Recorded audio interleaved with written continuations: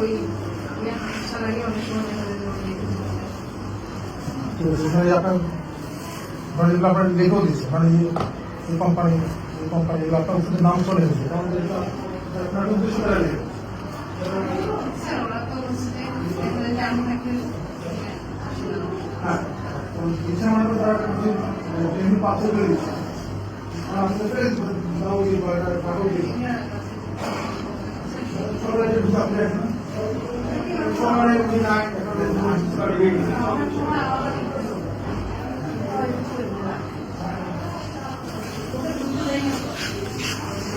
একদম স্পষ্ট আমরা দেখতে পাচ্ছি। আসলে এরকম যদি সবাই চেষ্টা করতো, এখানে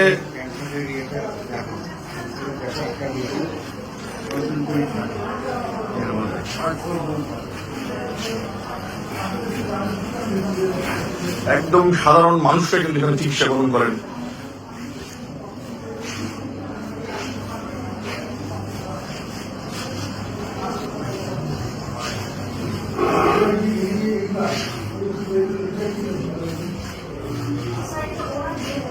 আমাদের এত চাপ থাকে ওটা দেখার মতো আমাদের ধৈর্য থাকে না স্যার। এটা কিন্তু হচ্ছে যে শুধু বলে দেওয়া আছে প্লাস ওনার ঢুকবেও না, কাগজও দিয়ে যাবে না। ওটাকে আমরা আশা রাখি ওরা এসে আসলে দিয়ে দিই। একদম গ্রামের প্রত্যন্ত অঞ্চলের সাধারণ মানুষ কিন্তু রংপুর মেডিকেল কলেজকে আসলে হৃদয়ে ধারণ করে তারা চিকিৎসার জন্য আসেন।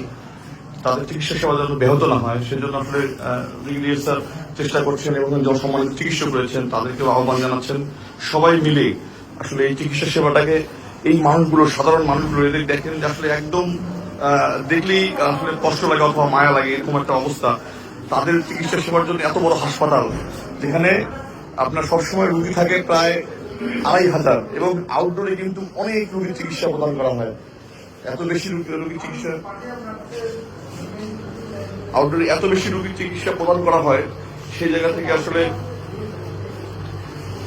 চিকিৎসকরা চেষ্টা করছেন, কিন্তু আসলে সবার প্রচেষ্টা চিকিৎসক, নার্স, তারপরে ছাত্র রয়েছেন এবং কর্মচারী বিন্দু সবাই চেষ্টা না করলে কিন্তু আসলে যে ফল সে ফল কিন্তু আসলে আমরা পাবো না।